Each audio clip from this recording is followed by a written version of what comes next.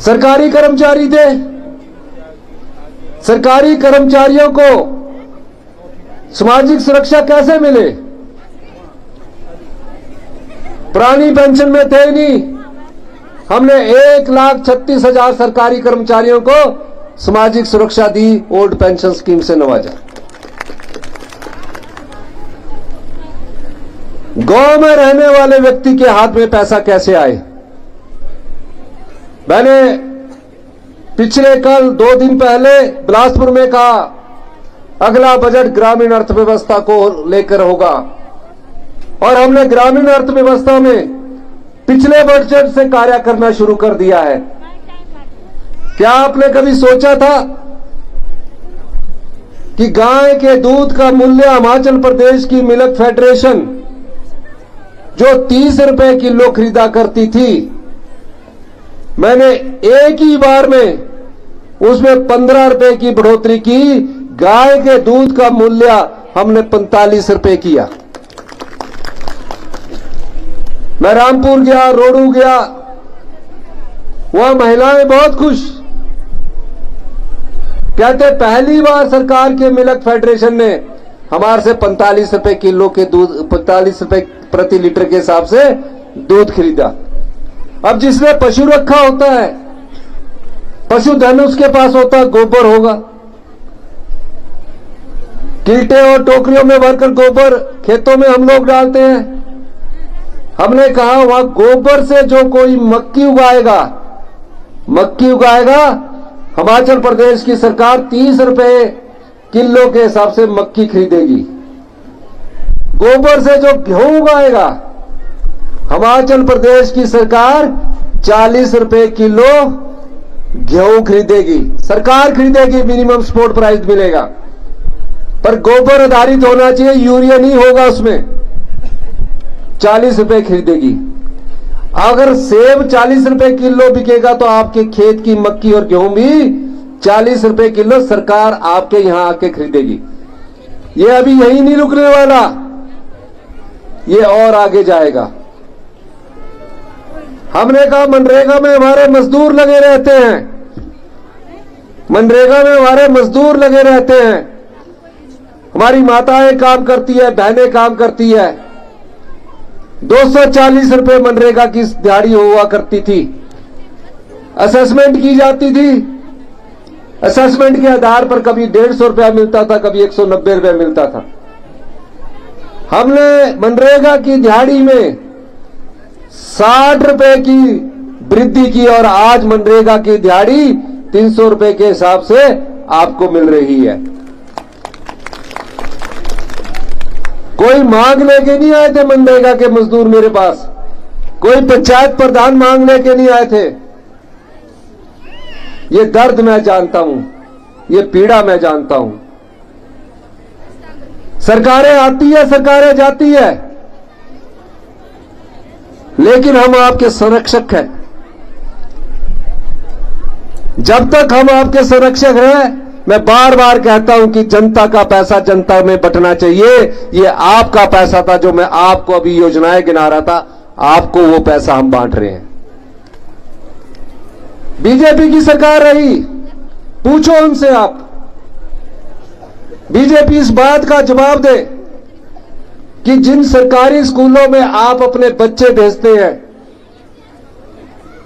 उन सरकारी स्कूलों में अध्यापक तक नहीं है। बच्चा स्कूल में तो जा रहा है, 3 बजे तक स्कूल में भी रह रहा है, लेकिन गुणात्मक शिक्षा क्या है, क्वालिटी शिक्षा क्या है? मां बाप तो बड़ी आशा के साथ भेज रहे हैं। आज हम उस क्वालिटी एजुकेशन में पूरे देश में जो दूसरे नंबर पर होते थे, आज 21वें स्थान पर पहुंच चुके हैं। सरकारी स्कूलों के बच्चे 5वीं में पढ़ रहे हैं, दूसरी की किताब नहीं पढ़ सकते, दूसरी की किताब नहीं पढ़ सकते। तो क्या हम उन बच्चों के साथ धोखा नहीं कर रहे, उन परिवारों के साथ धोखा नहीं कर रहे? ये सब चीजों में सुधार लाने की जरूरत है। इसीलिए मैंने कहा कि हम व्यवस्था परिवर्तन से आत्मनिर्भर हिमाचल बनाएंगे। शिक्षा संस्थान खोल दूं मैं आपके, +2 कर दूं मैं स्कूल, 10वीं कर दूं, अगर वहां टीचर ही नहीं होगा तो उस नोटिफिकेशन का आप क्या करेंगे? यहां डॉक्टर के मैं PSC कर दूं, CSC कर दूं, अगर मैं डॉक्टर ही उपलब्ध नहीं करवा सका तो आप लोगों के साथ धोखा है। इसलिए हम इसमें थोड़े कड़े फैसले ले रहे हैं। 900 संस्थान खोल दिए, लेकिन टीचर की भर्ती नहीं की। हम आए, हमने 6000 टीचरों की भर्ती की, और अब हमने एक योजना लेकर आए हैं कि गांव के स्कूल में अगर कोई रिटायर्ड टीचर भी है और उसको लगता है कि मैं अपने गांव के स्कूल में बच्चों को पढ़ाऊं, हमने कहा उसको भी पढ़ाने का अधिकार होना चाहिए, और उसे हम पर पीरियड के हिसाब से सरकार की तरफ से पैसा देंगे जब तक कि रेगुलर टीचर वहां आ नहीं जाता। JVT वाला कोई बच्चा घर में बैठा है, उसके घर में बैठने के बाद वो JVT करके अपने घर में बैठा है, पर हमारे गांव के उस पंचायत के स्कूल में जहां बच्चा JVT करके उस पंचायत का है, टीचर नहीं है, तो उस JVT वाले को भी हम बोलेंगे कि आप अपने बच्चे को पढ़ाइए, हम आपको पैसा देंगे।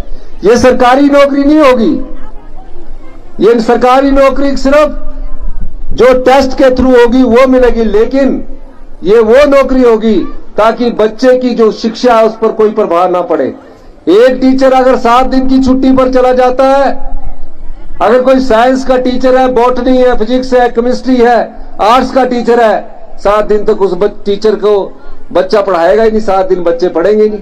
हमने बोला उन 7 दिनों के लिए भी हमको टीचर रखने के लिए हम अधिकृत कर रहे हैं प्रिंसिपल को, और इस नीति को हमने कल अनुमोदन दिया। हेल्थ का क्या हाल है? हिमाचल प्रदेश नॉर्थ ईस्ट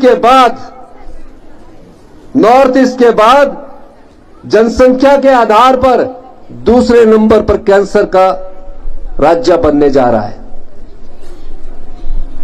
कैसे हुआ ये? क्योंकि हम आपको क्वालिटी वाटर नहीं दे पा रहे, क्वालिटी एजुकेशन नहीं दे पा रहे, क्वालिटी हेल्थ सिस्टम नहीं दे पा रहे। ये सब व्यवस्था परिवर्तन करने की जरूरत है, और हम उसको कर रहे हैं। भारतीय जनता पार्टी वालों से यह जवाब दीजिए, शराब के ठेकों की नीलामी में हमने 1 साल में 600 करोड़ रुपया कमाया।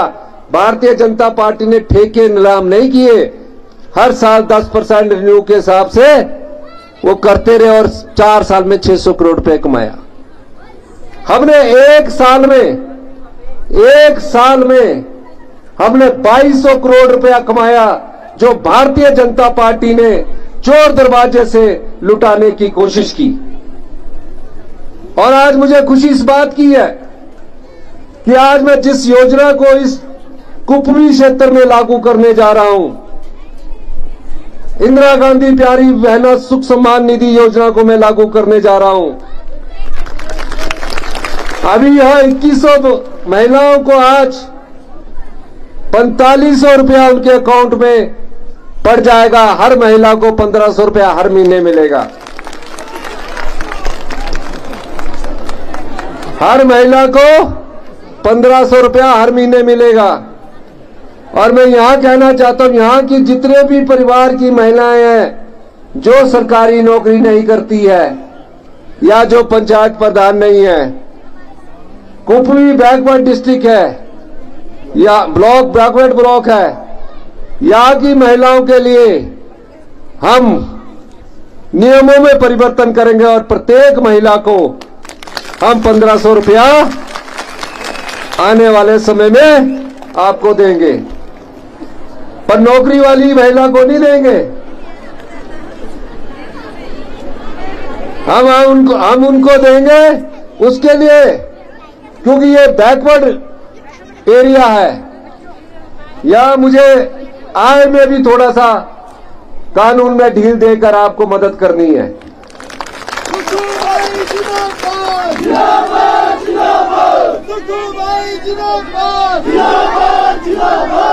आज मैं आप ही के बीच में हूं, आप ही के गांव में ठहर रहा हूं। मेरा रात्रि विश्राम भी यही है, रात्रि ठहराव भी यही है। मैं ये आपको कहना चाहता हूं, आप निश्चिंत रहिए, हम आपकी सेवा के लिए आए हैं। मैं कई बार कहता हूं, हम सत्ता में सत्ता सुख के लिए नहीं आए हैं। मैं कोई 5 साल सत्ता में इसलिए नहीं आया कि सचिवालय में बैठा रहूं, अगली बार जनता चाहेगी ला देगी, नहीं तो कोई नहीं, 5 साल बाद दोबारा आ जाएंगे। इस नीति से मैं कभी काम नहीं करता। मैं काम इस नीति से करता हूं कि हमारे गांव में बैठे हुए अंतिम व्यक्ति को किस चीज की जरूरत है, और हमारी सरकार शिक्षा के क्षेत्र में आने वाले बजट में और महत्वपूर्ण बदलाव करने चाहेगी। हमारी सरकार हेल्थ सेक्टर में भी महत्वपूर्ण बदलाव करने जा रही है। लेकिन इन सब बदलावों में मुझे आप जनता का साथ चाहिए, आपका साथ चाहिए। ना हम घबराते हैं ना हम डरते हैं। तो क्या आप साथ दोगे कि नहीं दोगे? हाथ खड़ा करके बताओ।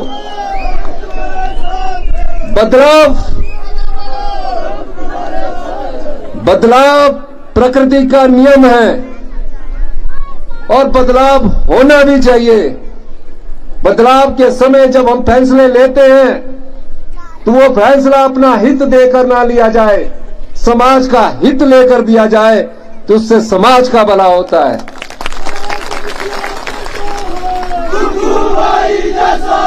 मैं ये बात इसलिए कह रहा हूं, मैं खुद गवर्नमेंट स्कूल से पढ़ा हूं। मैं उन बच्चों को ये बात कहना चाहता हूं, मैं भी गवर्नमेंट स्कूल से पढ़ा हूं। हमारे साथी जब गवर्नमेंट स्कूल में पढ़ा करते थे तो टाट हुआ करती थी 8वीं तक, बेंच तो 9वीं 10वीं में मिला करते थे।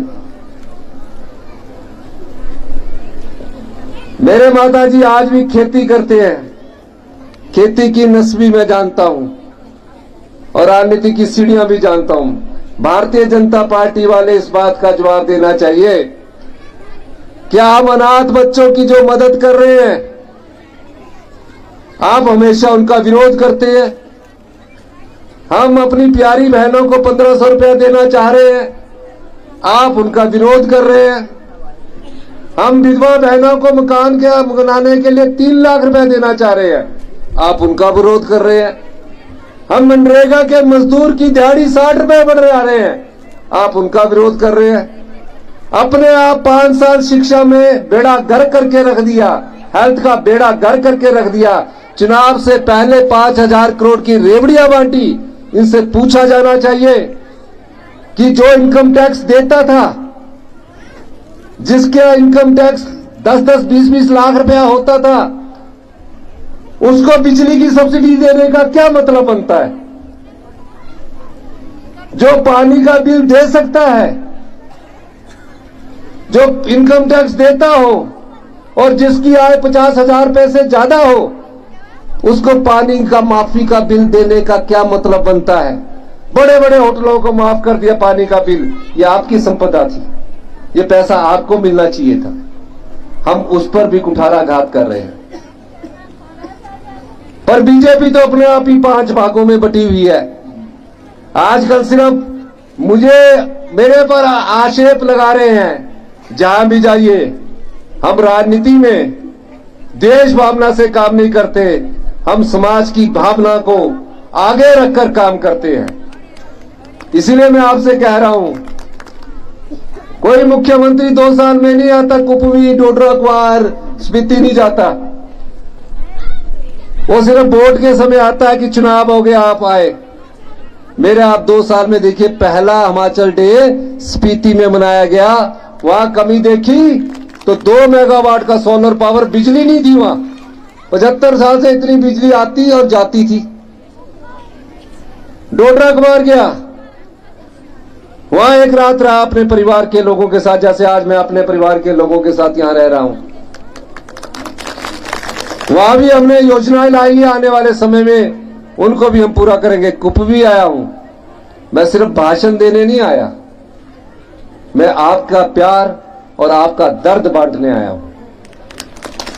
आपके बीच रहकर हम सीखते हैं। इसलिए मैं आज रजनीश किमटा जी जो मेरे साथ यूथ कांग्रेस में थे, काम करते थे, पिछली बार आपने इनको विधायक नहीं बनाया, लेकिन हम आपकी योजनाओं में कोई कमी नहीं आने देंगे। सुरेंद्र शर्मा जी है, दिल्ली में है, एआईसीसी के हमारे सेक्रेटरी है, कार्य कर रहे हैं, दिल्ली में पार्टी का कार्य कर रहे हैं। चुपाल तो वैसे भी राजनीतिक रूप से काफी आगे है। किमटा जी कांग्रेस पार्टी संभाल रहे हैं और सुरेंद्र शर्मा जी एआईसीसी संभाल रहे हैं, दोनों हैं। हरि सिंह पंचनायक जी है, जियालाल जी जिला परिषद के मेंबर रहे हैं, हमारे हरि सिंह जी भी रहे हमारे साथ। जियालाल जी बच्चों को कोचिंग करवा रहे हैं, बच्चों को पढ़ा रहे हैं, किसी न किसी तरह से निःशुल्क शिक्षा दे रहे हैं। जगदीश जिंटा जी, जियालाल जो कि बीडीसी मेंबर है, इनकी वाइफ वहां काउंसलर है, तो ये सब लोग, और ये खुद बीडीसी मेंबर यहाँ है और सोलन में काउंसलर वाइफ बनाई हुई है इन्होंने, तो इसलिए ये सब लोग हमारे साथ है। तो मैं आप लोगों से यही कहना चाहता हूं, आपकी समस्याओं को सुनने के बाद सबसे पहले तो यहां डॉक्टर की जरूरत है कि डॉक्टर्स होने चाहिए,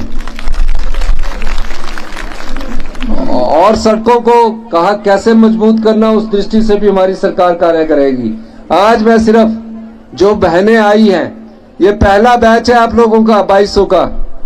आज आपको मैं 3 महीने की जो किस्त है मार्च तक, जनवरी फरवरी मार्च, तीनों 4500 रुपया आपके अकाउंट में चला जाएगा। आज आपको इस योजना के लिए बहुत बहुत शुभकामनाएं। और उसके बाद आप जो चाहे मुझसे आप सब लोग मिल सकते हैं, यही मैं कहना चाहता हूं। जय हिंद, जय हिमाचल।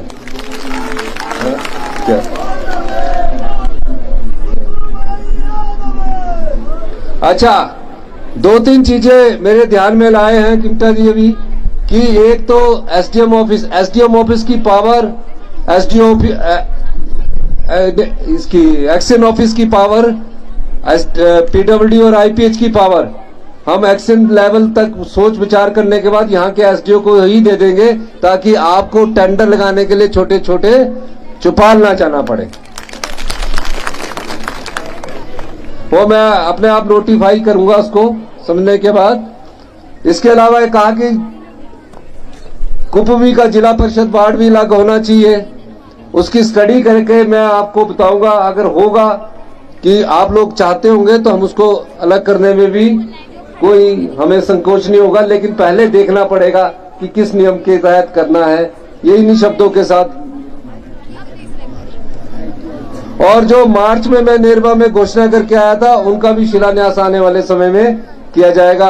आप लोगों का बहुत बहुत धन्यवाद। एक बात मैं और कहना चाहता हूं, यहाँ कॉलेज खुला है, 45 बच्चे हैं, आईटीआई खुली है, कॉलेज खुला, 45 बच्चे हैं। अगर मैं आपको अगर मैं कहूं कुपवी के सभी बच्चों को, 45 बच्चों को पढ़ाई का खर्चा अगर हम इनके शिमला या सोलन के कॉलेज में एडमिट करवा देते हैं, पढ़ाई का खर्चा और रहने का खर्चा सरकार दे, तो ठीक है?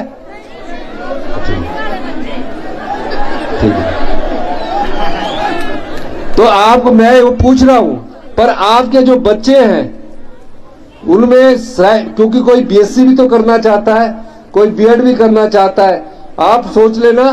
पर जो आईटीआई करना चाहते हैं बच्चे, उसके लिए भी आपने मुझे बताना है। हम योजना ला रहे हैं, आपके कॉलेज की बात नहीं हम कर रहे। आईटीआई के बारे में जो स्कूल में या बिल्डिंग में किसी में शुरू करना होगा, उस बारे में भी विचार किया जाएगा। धन्यवाद। पर विचार किया जाएगा, सैंक्शन नहीं की है।